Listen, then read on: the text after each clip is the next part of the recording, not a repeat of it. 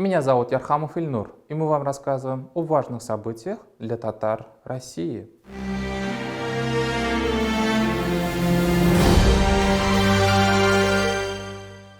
Руководитель Росстата Павел Малков выступил с предложением перенести всероссийскую перепись населения с 2020 года на 2021 год. Часть мероприятий переписной кампании, которая должна была начаться 30 марта, уже отменена из-за коронавируса. В этот день переписчики должны были направиться в труднодоступные районы России, но этого не случилось. Уже принято решение о переносе переписи в Соединенных Штатах Америки, в Бразилии и в Киргизии.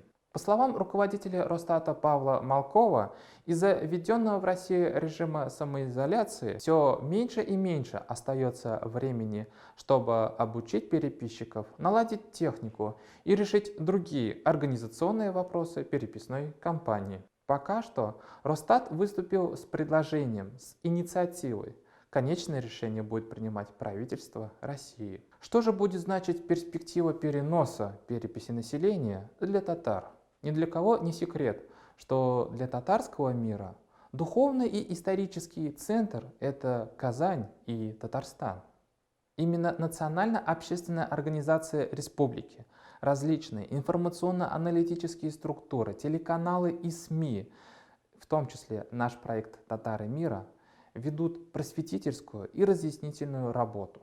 В современном мире каждый народ, особенно татары, перед переписью имеют право знать, почему нужно записываться единой нацией, что бы там ни говорили наши злопыхатели.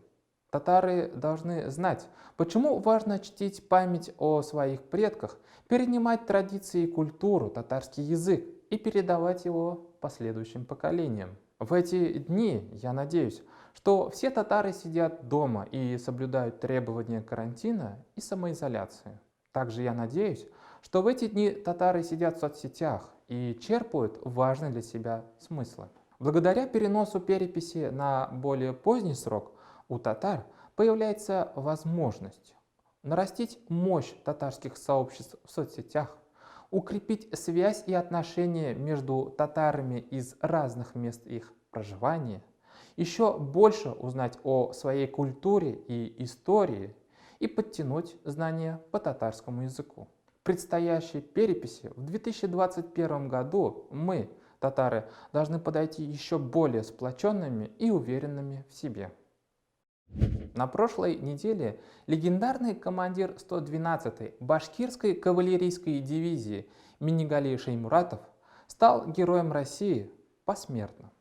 Признание заслуг Шеймуратова, который отличился подвигом в Великой Отечественной войне, было делом принципа для властей Башкортостана. Глава республики Ради Хабиров рассказал, что довольно долго занимался тем, чтобы генерал Шеймуратов получил звание Героя России. Когда мне позвонили сегодня и сказали, что президент подписал, это было до мурашек, потому что я сам довольно долго этим вопросом занимаюсь, и когда работал главой администрации у Муртазы Губайдуловича, мы обращались неоднократно тоже с руководством страны с просьбой присвоить звание Героя Российской Федерации посмертно за его героизм в ходе Великой Отечественной войны. Не получалось.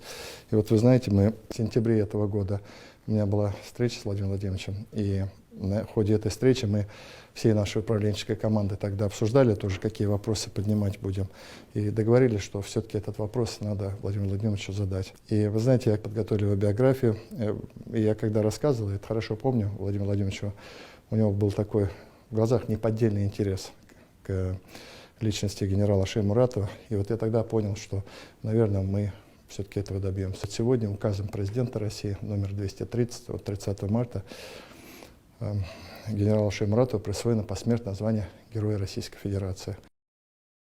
Историческая личность Шеймуратова, его этническое происхождение были и остаются неудобными темами для башкирских этномиссионеров.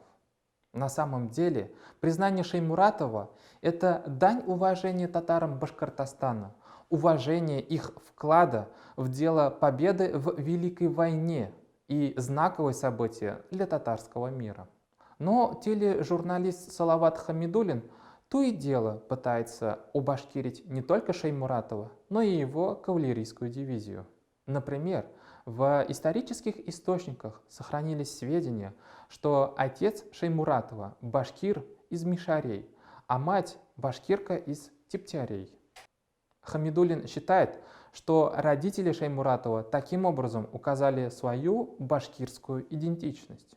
Хотя на самом деле замысловатая идентичность родителей Шеймуратова показывает сложное явление, когда башкирство – это не только национальность, но и сословное определение.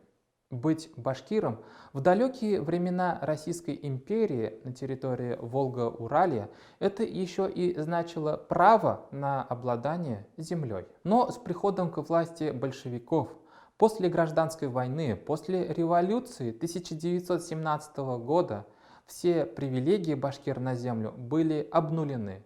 И с тех пор быть башкиром уже было не так выгодно. Хотя те, кто был башкиром по национальности, остались. И мы уважаем их нелегкий путь сохранения своей идентичности в Советском Союзе. Но вернемся к генералу Шеймуратову.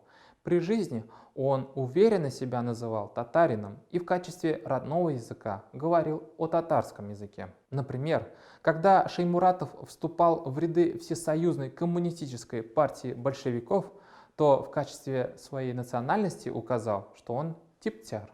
Когда же Шеймуратов стал полковником, то в личной анкете указал, что он является татарином и родной его язык татарский. Кстати, этот документ сейчас находится в Национальном музее Башкортостана. В наградном листе орденом Ленина Шеймуратов указан как татарин. Для нас генерал Шеймуратов и его героизм – это символ единения татар и башкир, Татарстана и Башкортостана. Шеймуратов ялтырында дошмандарды көлүткөн, утаянмай батымай, ай батырда ирикен. Утаянмай батымай, ай батырда ирикен.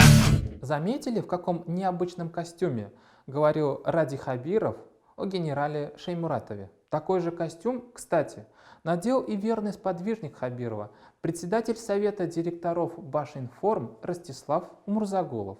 Он рассказывает, что в Башкирии специально нашли одежду башкирских казаков – френч.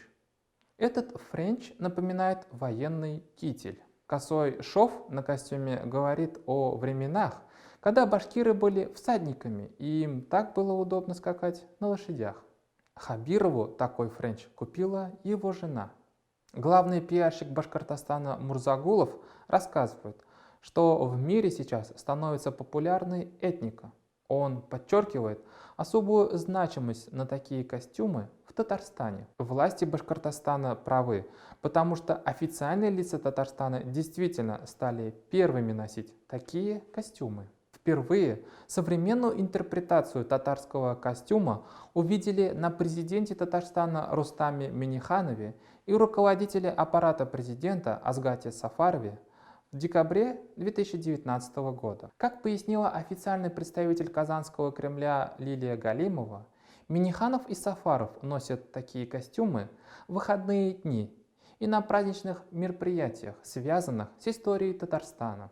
Минниханов такой костюм носит с удовольствием, он ему удобен, а галстуки ему надоедают. Таким образом, Минниханов призывает поддерживать татарские традиции. Сафаров и Минниханов на самом деле носят костюм казанкин. Этот костюм в конце 19-х, начало 20-х веков носили представители татарской и башкирской интеллигенции. Теперь мы видим, что власти Татарстана делают историческую отсылку к интеллигенции, в то время как башкирские власти вспоминают всадников и военных. Таким образом, важный национальный тренд для других республик России задан. Не стесняйтесь своей национальности.